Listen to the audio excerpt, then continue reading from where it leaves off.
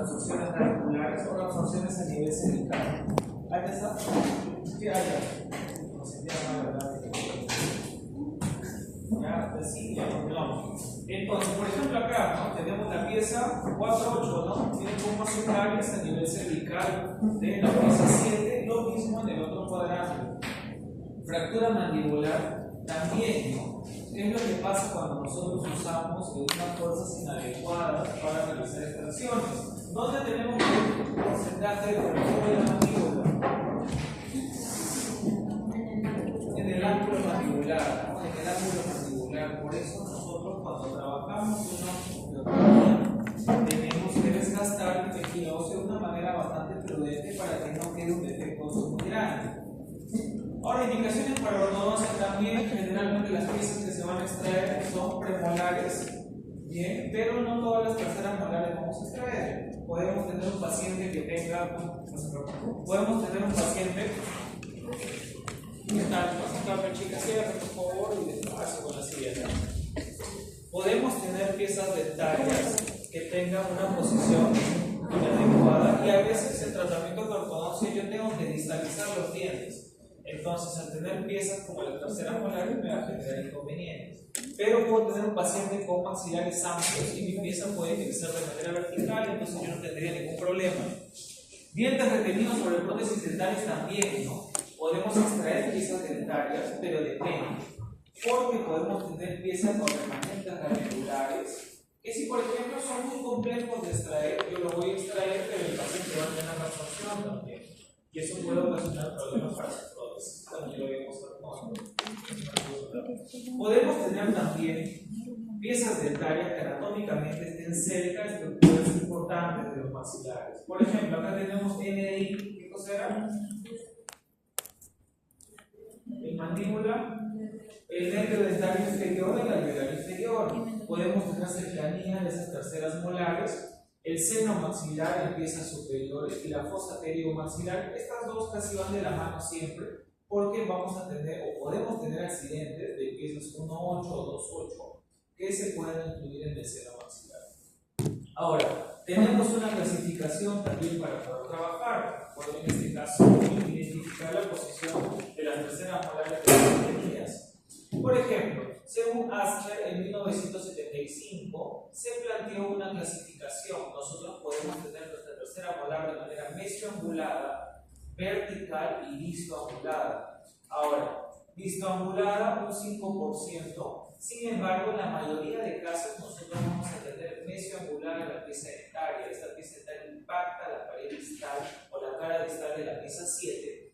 Y en 40% vamos a tener de posición vertical. Es bastante cómodo para los pacientes también, porque generalmente nosotros hacemos una puña distal en caso de una, por ejemplo, pericornaritis, y si está en posición vertical, cortamos el excedente de encía y esa pieza va a terminar de posicionarse en la cara dentaria. Por ejemplo, acá, mesioangulada, ¿no? Mesioangulada puede estar vertical, que generalmente está vertical cuando hay espacio en los maxilares, o puede estar también vistoangulada la corona. ¿Cuál va a ser el inconveniente acá? Principalmente el abordaje quirúrgico, ¿no? Vamos a tener mayor complejidad mientras más alejada está la corona de la pared distal de la segunda molar. Por ejemplo, en estos tres casos, más complicaciones podríamos tener en una pieza vistoangulada, porque tenemos hueso encima de la corona. Tenemos también en posición horizontal o invertida, ¿no? Es bastante extraño ya que encontrar terceras molares en posición invertida, vienen acá en posición horizontal o invertida. De estos dos, vamos a tener de todas maneras que hacer un colgajo para poder visualizar la tercera molar y poder extraerla. Por ejemplo, si yo hago un colgajo en esta zona, ¿cómo se llama el colgajo para poder exponer a terceras molares?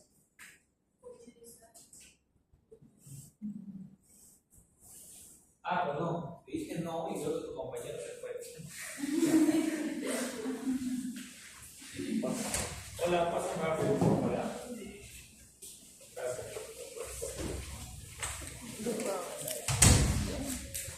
La cuña distal nosotros la vamos a utilizar para poder retirar el excedente de encía y que el diente pueda posicionarse.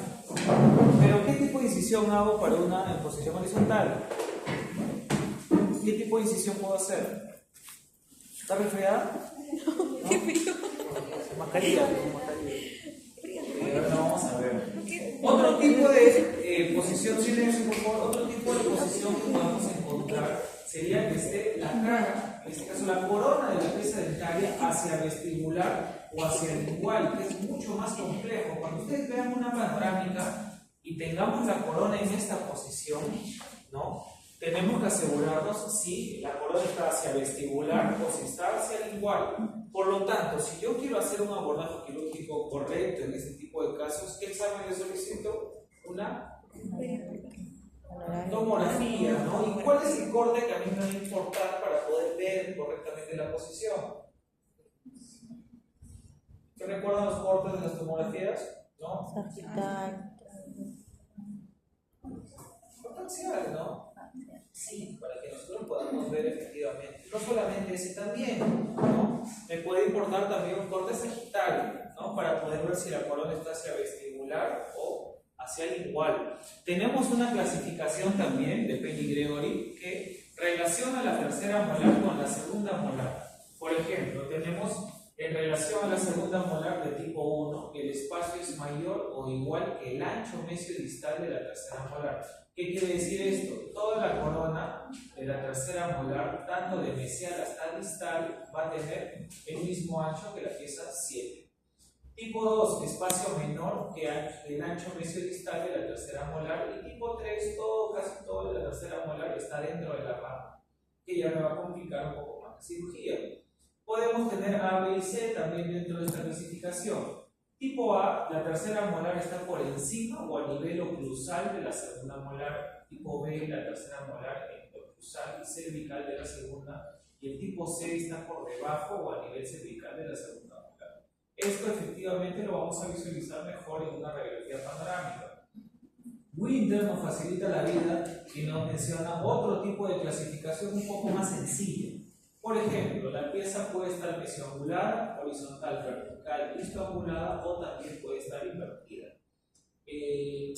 Las terceras molares que se encuentran asociadas con enfermedades pueden ser removidas y en ausencia de enfermedad o riesgo significativo podría realizarse acompañamiento clínico y radiográfico. Eso quiere decir que si tenemos piezas dentarias en un paciente, por ejemplo, de 50, 40 años y no tiene dolor, yo no le voy a realizar una exodoncia de esa tercera molar.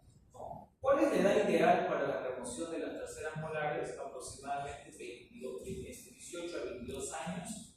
El hueso, también la calidad del hueso es muy diferente en maxilar y en mandíbula, ¿no? En mandíbula nuestro hueso es de un tipo más compacto y más esponjoso la maxila, por eso las exodoncias en las piezas 1.8 y 2.8 son supuestamente más sencillas, ¿no? Ahora, la recuperación es más rápida también. No es lo mismo que se fracture un brazo un chico de 18 años o un señor de 60. Es lo mismo acá con la regeneración en el tejido óseo. Y por otro lado, las 4 terceras molares, ¿se pueden extraer en una única sesión?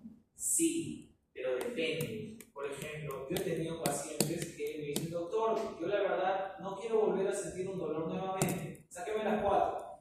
Y yo le digo, a ver, vamos por partes. Primero lo que tenemos que ver es la complejidad de la posición de la pieza dentaria. Si es una pieza compleja, obviamente nosotros podemos hacer, por ejemplo, 2 de un cuadrante de un lado del rostro y 2 del otro lado. Podemos trabajar, por ejemplo, exodoncia de la 1.8, ¿no? Y también la de la para que el paciente pueda masticar y no tengamos inconvenientes.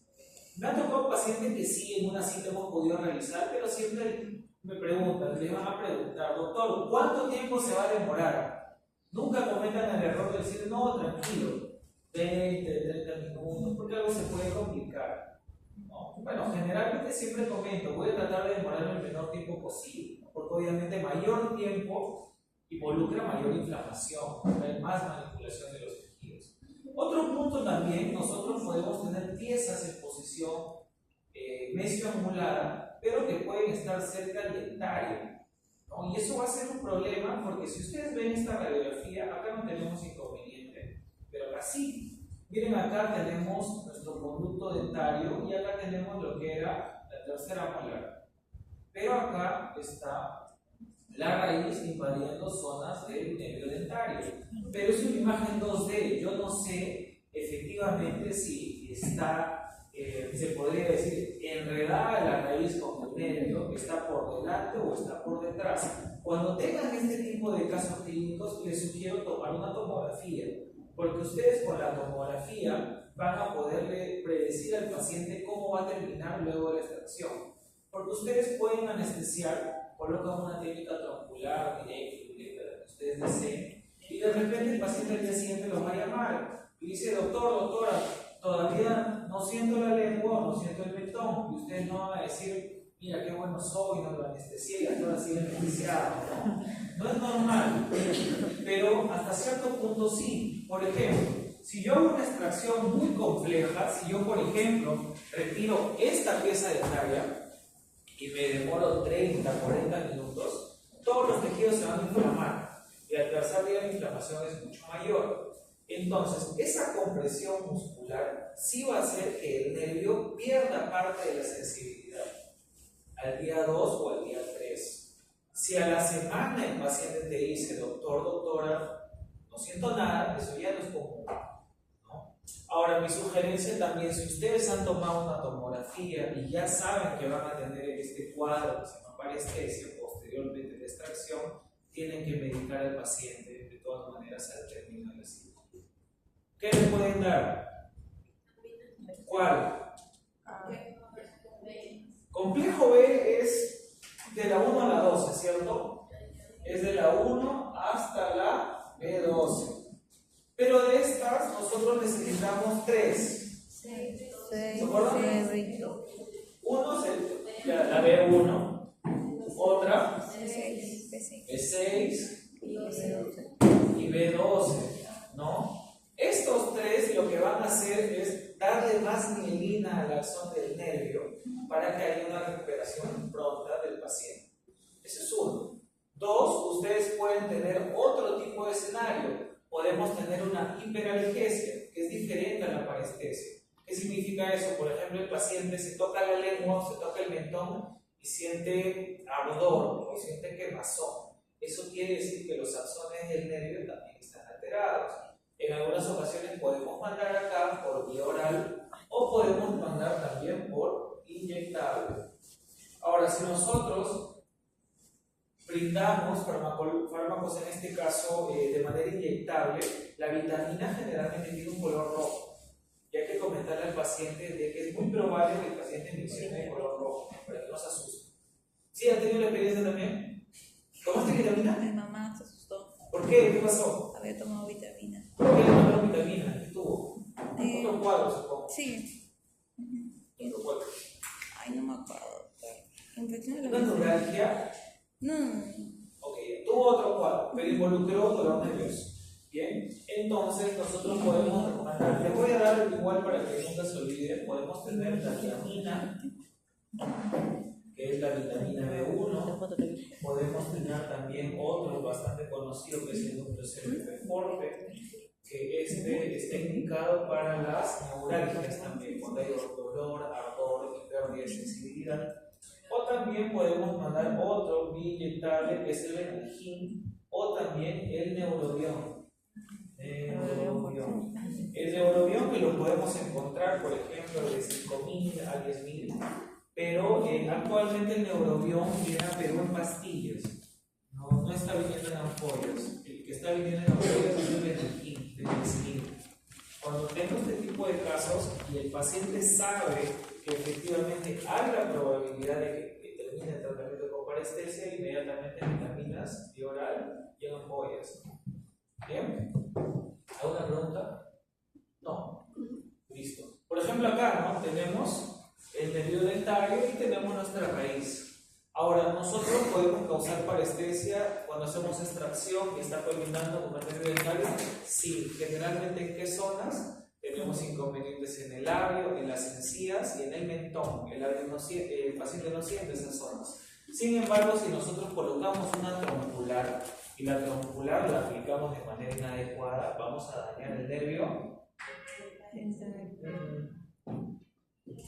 Recuerda que cuando ustedes ingresan, tanto en técnica indirecta o directa, no solo anestesia dentario, sino también el bucal y también el alveolar inferior y el dentario inferior. El lingual, también la anestesia es el lingual, por eso el paciente no siente la mitad de la lengua. Y cuando tienes parestesia de lengua es por la técnica troncular, ¿no? Porque acá, si tú dañas el dentario, no tiene por qué el paciente dejar de sentir la lengua, no le da información a la lengua. Si el paciente pierde la sensibilidad en la lengua, es porque has dañado el nervio lingual en una técnica troncular. Ok, acá por ejemplo, ¿no? Tenemos un corte tomográfico de nuestra tercera molar y podemos tener también relación con el dentario, por lo tanto necesitamos advertir a nuestro paciente. Puse algunas panorámicas antes de pasar con la clase anterior, pero no, espérame, creo que está acá. Tengo que enseñarles algunas panorámicas porque quería que vean los caninos.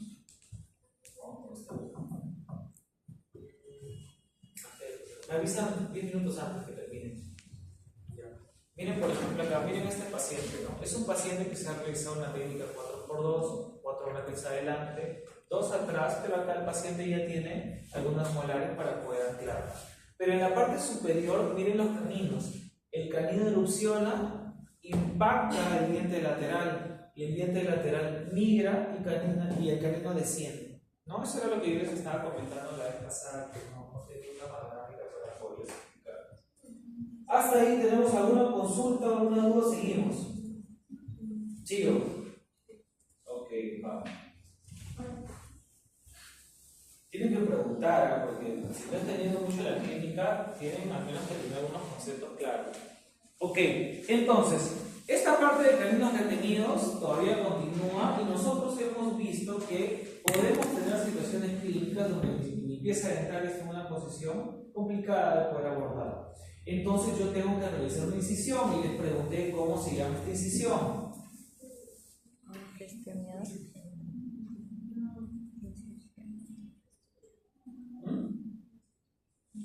¿Cuánto tiempo no nos vemos? ¿Un año? ¿Un año? ¿No? Ahora que se miren, dentro de los tipos de incisiones, la más común para extraer terceras molares superiores e inferiores es la festonía lineal. Tenemos un festón y tenemos una línea que se sugiere hacer hacia vestibular. No se sugiere hacerlo hacia lingual, porque si esta incisión la haces muy hacia lingual, vas a tener inconvenientes con algún vaso de mayor calibre o con un nervio importante que se puede por ahí. Bien. Ahora, doctor, ¿cuántos dientes yo tengo que festonear para abrir mi colgajo? Depende, ¿no? Depende de qué tan extenso quieras que sea tu incisión. Sin embargo, siempre se recomienda que sea 2, o sea, la pieza 7, la pieza 6, o la mitad de la pieza 5 de la premolar. Por ejemplo, acá, ¿no? Se expone con una legra, vemos acá toda la tabla ósea, y aquí vemos ya nuestra tercera molar que está retenida. Ahora, dentro de los inconvenientes que nosotros podamos tener, uno vendría a ser un vaso de gran calibre que podamos tocar. 2, también podría ser algún nervio que nosotros podamos ahí tocar. Y por otro lado, el inconveniente que podemos tener es la sutura. ¿Por qué? Nosotros cuando suturamos, acá todo bien, yo puedo hacer puntos simples. Pero acá, por ejemplo, yo ya separé mi papila. La papila está completamente separada de mi pieza dental. Entonces, ¿qué sutura podríamos practicar acá? Dice que no es el que la hagan. ¿Qué tipo de sutura podríamos hacer aquí? ¿Cuál es la sutura que me va a ayudar a frotar papilas?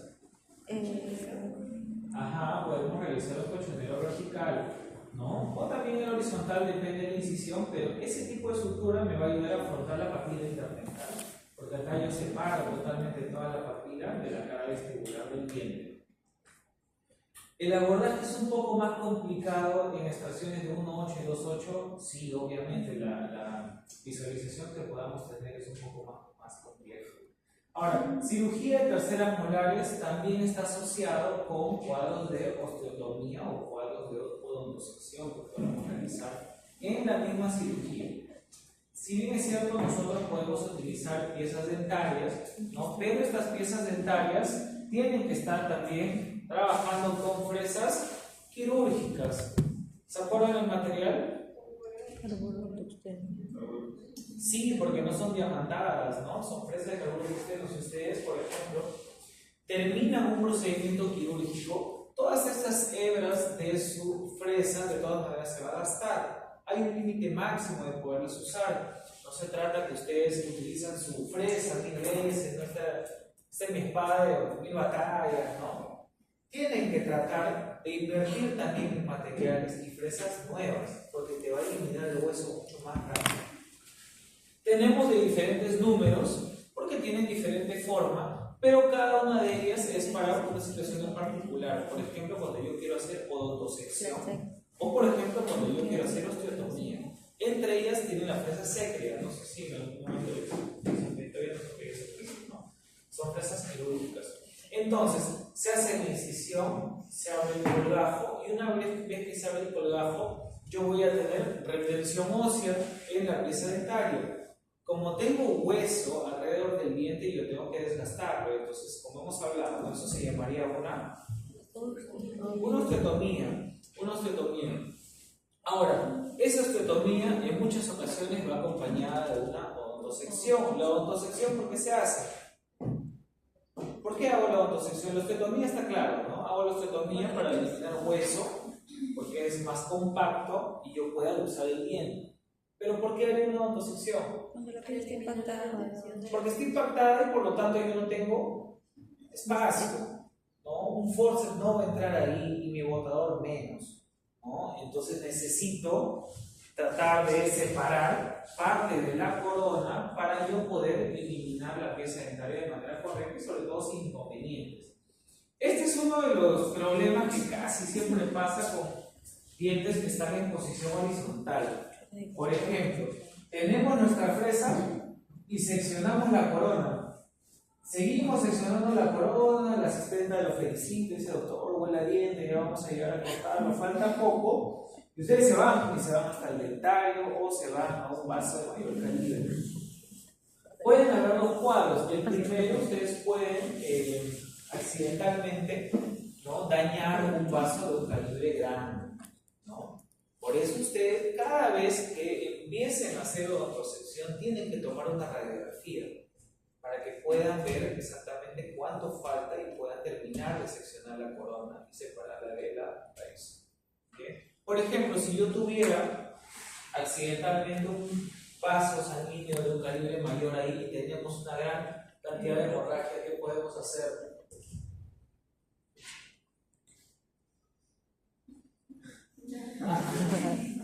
¿Qué podemos hacer? Son conceptos que deben haber escuchado, pero vamos a explicar un poco el también.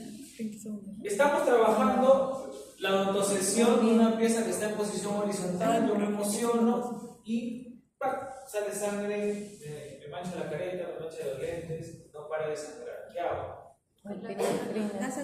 Ok, la primera, ¿cuál? Ese sería, digamos, mi última opción, pero lo haría. Antes de eso, primero nosotros tendremos que hacer una compresión con gasa.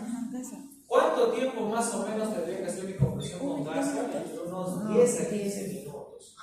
Yo sí he tenido la experiencia, no me pasó a mí, pero sí a mi colega, no sé si le conté, yo lo estaba asistiendo y él estaba haciendo la oposición de un diente. En ese tiempo yo usaba un porretreta. Y tal cual sale como cuando te cortas una vena, salpicó así, nos salpicó en la careta, y en ese momento tienes que parar la cara, porque el paciente no siente nada, se deshaga del alveolo, pero no siente nada. Entonces, lo primero que tú tienes que hacer, una compresión con gasas. ¿Cuánto tiempo? Más o menos unos 15 a 20 minutos en promedio. Imaginémonos que nos gastamos medio paquete de gasas, ya sea un paquete de gasas. ¿Qué haces después? ¿Qué puedes hacer?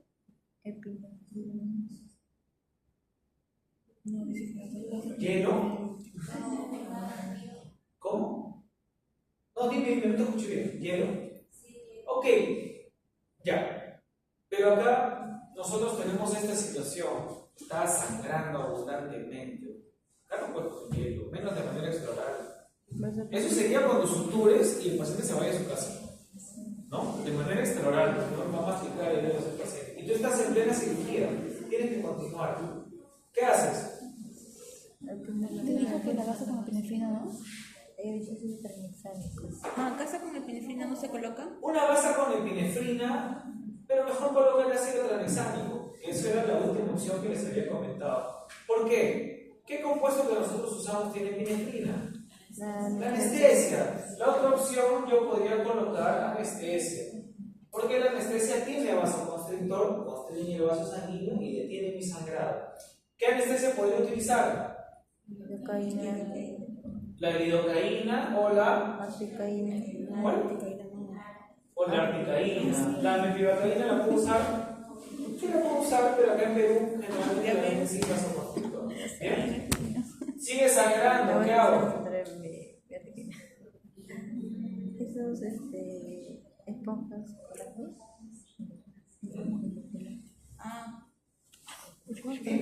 Ustedes están igual que el año pasado, ¿no? Pero es para mí. Otra opción podría ser una esponja de colágeno. Sí, pero la esponja de colágeno. ¿Han visto cómo son las esponjas de colágeno? Ya. Si tú pones la esponja de colágeno en una hemorragia, tienes que suturar. Porque si no van a dar en la sangre la esponja de colágeno. Pero en ese momento no vas a poder suturar, es mucho desangrado. Yo lo haría cuando termine la exodoncia y si una hemorragia, porque es colágeno, me ayuda a reparar el tejido. Entonces, otra opción que yo podría utilizar sería, por ejemplo, utilizar un elemento como el electrobisturí. ¿No? ¿Han visto en las películas, por ejemplo, le tiran un flechazo a uno de los actores y le ponen como si fuera una vaca, ¿no? Calientan algo y lo cauterizan? Algo similar, pero podemos utilizar el electrobisturí también. Otra opción también para poder usar, podemos tener cera para hueso, que ya no se usa tanto. Y otra opción también podríamos tener el ácido tranexánico. Sin embargo, el ácido tranexánico se coloca como una gasa. Entonces tenemos que colocarle una gasa, el paciente muerde. Y continuamos con mi cirugía. ¿Bien? Porque si nosotros abusamos del ácido tranexánico, el problema que voy a tener es que no sangre. Y a mí me conviene que sangre, pero que no haya una hemorragia. Porque si sangra, me va a ayudar a que la reparación sea más rápida. ¿Bien? Listo. Continuamos. Entonces, puedo hacer osteoplastia, puedo hacer odontosección. Acá, por ejemplo, se está seccionando la corona hasta llegar a la furca y dividir las raíces. Como podemos ver en este corte de acá. Acá igual se está seccionando parte de la corona para poder tener más espacio y poderlo extraer. Las discoanguladas generalmente presentan un poco más de inconveniente. De estos dos ejemplos, yo más me inclinaría por cortar a nivel de la corona, a nivel de algunas cúspides, para que mi instrumento pueda llegar por mesial, porque cortarlo hacia el sentido horizontal de la corona es bastante complejo y tendría que ser un colgajo muy extenso. Ahora, nosotros entonces hacemos el colgajo, eliminamos la pieza dentaria, sacamos la pieza dentaria y también tenemos que regar. ¿Por qué? Porque el paciente se inflama y se inflama tanto después de una extracción donde hemos hecho odontosección o hemos hecho osteotomía. Todas las esquinas del hueso, de repente la pieza dentaria tenía caries, se puede quedar en el alveolo. Por eso al final ustedes tienen que lavar. No tienen que lavar con suero fisiológico o van a lavar también con clorexidina. Pueden lavar también con clorexidina. Vamos a ver este caso de acá. Tenemos un paciente en la pieza 2.1, tiene fractura en la corona, no está rehabilitado, tratamiento de conductos. Tenemos nuestras primeras, 1.8 y 2.8 en boca. Y acá tenemos 1, 2, 3. Tercera molar, esta sería una. Por acá me dice un supernumerario. ¿Tiene otro nombre? Adicional.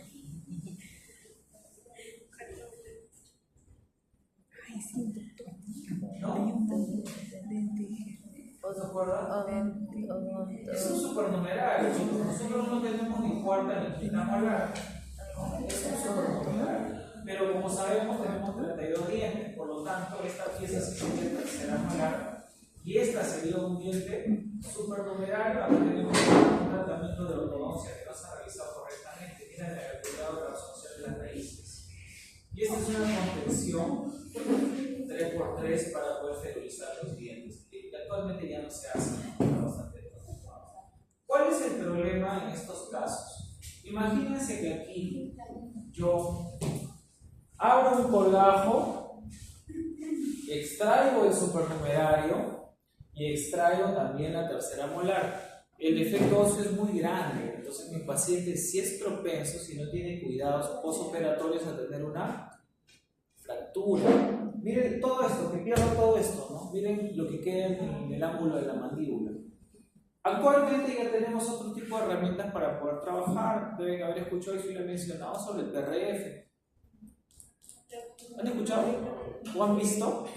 ¿Sí? Hay una centrífuga, al paciente se le retira sangre, se centrifuga, va a un tubo de ensayo y todo ese plasma prácticamente se coloca en el alveolo y te va a ayudar a que repare más rápido, ¿no? Habíamos visto, también habíamos conversado cuántos días demora en promedio para que tengamos ya hueso maduro. Más o menos unos 40-45 días, ¿sí? 60 ya mucho. Hueso óseo maduro, por lo menos osteocitos, ¿no? Entonces va a demorar bastante. En ese tipo de cirugías sí tengo que indicarle al paciente que tenga mucho cuidado para que no tengamos inconvenientes. Por ejemplo, a un colega lo que le pasó, no tengo las fotos, pero lo que le pasó al colega, el paciente tenía 55 años, que llegó a extraer una pieza, le sacó la 3.8, no tenía un diente supernumerario y era muy complicada la extracción. Ahora, ¿llegaron a extraerle la pieza dentaria? Sí. ¿Después de cuánto tiempo? Más o menos se demora unas 2 horas. Eso ya no es normal. ¿Qué pasó? El paciente tuvo parestesia, comió una castaña después de 10 días y se le fracturó la mandíbula. ¿Qué problema tuvo? Número 1, no firmó un consentimiento informado. Y número 2, el tratamiento ante una fractura mandibular es hospitalario, ¿no? Y es bastante caro. Es bastante caro para que nosotros podamos, en este caso, mejorar el paciente. Entonces, miren el defecto óseo, ¿no? Tenemos una gran cantidad de tejido expuesto a nivel de la rama y sacamos, en este caso, las piezas dentarias con hojas de bisturí para hacer el colgajo, pero acá tenemos la odontosección. Esto es lo que yo les decía, ¿no? Acá tenemos una sutura que está entre las piezas dentarias, que está el colchonero, y en la incisión lineal podemos sacarlo con puntos simples, no había problema. Ahora es otro caso de acá, tenemos la pieza 2.8 y la 3.8. Lo que se hace siempre, si tú no visualizas la corona, siempre recuerden, ustedes no pueden sacar lo que no ven, tienen que hacer una incisión, tienen que ver toda la corona. No se trata que ustedes ven solamente una cúspide y ahí ya están colocando el botador, no, ahorita sale, nunca va a salir, tienen que ver toda la corona. En su extensión, igual acá se hace la incisión festoneada lineal, se retira parte del tejido óseo, se hace la osteotomía y luego se empieza a luxar. Ahora, cuando nosotros tenemos piezas dentarias en posición vertical, generalmente no vamos a realizar una odontosección, pero sí es recomendable una osteotomía. Porque el hueso es más compacto y el desgastar hueso me va a permitir luxar mucho más rápido el diente y el paciente no va a sufrir tampoco. Acá, por ejemplo, tenemos la extracción de terceras molares también, y esto va relacionado con ortodoncia, por ejemplo. En ortodoncia es muy controversial porque no, digamos, si ustedes se han dado cuenta, y de repente algunos casos a ortodoncia, ¿se han dado cuenta que no les ponen brackets en las coronas molares? ¿Nunca les han preguntado por qué al dentista? Ok. Casi siempre, la tercera molar retenida o erupcionada impacta parte de la segunda molar. Entonces, colocar un tubo o una banda, como tenemos acá en ortodoncia, va a complicar un poco la adhesión, porque tenemos una zona muy posterior. Si mi segunda molar está vertical y solo me va a servir de anclaje, no sería necesario porque está en una buena posición. Pero si mi segunda molar está en una posición muy mesiangulada o muy extruida, necesito pegar acá un botón adhesivo o una banda. En resumen, si está en mala posición, ¿por qué no lo hacen? A veces por flojera, ¿no? Porque acá tenemos mayor cantidad de flujo de saliva, la adhesión es más complicada, entonces se debería branquear toda la arcada. Ahora, si empieza a estar vertical y no tiene problemas, como yo les digo, ustedes pueden cementar, no es necesario cementar una banda o un tipo adhesivo. Pero las terceras molares impactan las segundas, ¿no? Y me va a causar también apiñamiento a nivel de la segunda molar, sobre todo en terceras molares. Acá, por ejemplo, tenemos una incisión, se hace el festoniano, tanto a nivel de la papila como a nivel distal, y posteriormente se levanta el colágeno. Ya tenemos ya parte de la cúspide. Y luego empezamos ya a retirar la pieza dentaria, ¿no? Es más complicado, sí, por la visualización que podamos tener en esa zona. No es muy visible. Ahora, el inconveniente o la probabilidad que nosotros la podamos llevar hacia el seno maxilar depende de la posición de la tercera molar. ¿Cuál es el error que se comete muchas veces? Uno hace el colgajo y empieza a trabajar con el botador o el elevador. Y en vez de luxar, tú empujas la corona y se va hacia el seno maxilar. Si mi corona, por ejemplo, estas piezas que están en mala posición, se van al seno maxilar, ¿qué hacen ahí? ¿Qué pueden hacer? Una cirugía. La ventana de cambio. Puedes hacer, depende. Acá tienes dos situaciones, ¿no? Primero, tienes un cuerpo extraño en el seno maxilar. Y segundo, ya has hecho una comunicación bucosinusal. Ok, primero con esta idea y conversamos. Bien. Una comunicación bucosinusal. Lo primero que tú tienes que hacer en ese momento es la alarma, gracias, ¿no? Nosotros tenemos una prueba que deben haber escuchado, que se llama prueba de Valsalva, ¿no? Los artículos nos mencionan que si está un poco descontinuado, desfasada la prueba. ¿Por qué? ¿En qué consiste? Por ejemplo, imaginémonos que ustedes luxan la pieza dentaria de manera inadecuada y se va hacia el seno. Ok, en ese momento van a estar sudando frío, es normal, pero tienen que estar tranquilos. Por lo tanto, tenemos dos problemas: la comunicación y el cuerpo extraño. Si ustedes hacen el abordaje, o sea, retiran el diente por donde se ha incluido, va a ser imposible. Ustedes tienen que hacer una ventana por vestibular del seno maxilar y por ahí extraer el cuerpo extraño. Hacen la sutura y luego cierran acá con una sutura, puede ser puntos simples o continuos, y ahí sí les sugiero colocar esponjas de colágeno, ¿no? Y asegurar para que no se pueda abrir. El tipo de trabajo sí se llama cargo de luz. Ustedes hacen una osteotomía en la pared vestibular del seno maxilar. ¿Sí? Por ejemplo, otra situación que les puede pasar: ustedes extraen una molar, vamos a suponer la 1.6, que tiene 3 raíces, y ustedes siempre que hagan una extracción, miren la raíz, un trofeo, no lo ponen ahí, miren que esté completa, porque basta que un pedazo de ese ápice esté en el seno maxilar, le vamos a reducir. ¿Bien? Y vamos a tener inconvenientes. Es bueno tomar las radiografías pre y post extracción también. Pacientes que han tenido mucha reabsorción son pacientes propensos a que tengamos cercanía de las raíces con el seno maxilar. Bien, voy a hacer un alto ahí porque luego tenemos en 9 minutos otra clase. Voy a comunicarme con el doctor Ronald porque él es el encargado de la parte práctica. Bien, para ver cómo se está manejando un poco lo del tema de los hospitales, porque creo que vamos a aprovechar al 100% de la paciente que ustedes tienen. ¿Alguien más desea una opinión? ¿Un momento para conversar? ¿Tenemos poco tiempo? Si no, yo pienso que todo está bien. ¿Todo bien? Hay un grupo que sí va. Hay un grupo que va, y otro grupo que se ha visto perjudicado por las fechas y los feriados. No feriados, pero jueves, ¿no? Ok, sí, porque la verdad, si yo les tomo exámenes escritos, cada vez que los veo, no les voy a enseñar nada. Y quiero en lo posible tratar de sumarles todo lo que pueda en este corto tiempo que me da. Ya, igual me voy a comunicar con el doctor para ver cómo estamos con el pasado de las semanas, para no tener inconvenientes, porque esta semana tendré que colocar Bien, chicos. ¿Sí? Listo, nos vemos la próxima semana.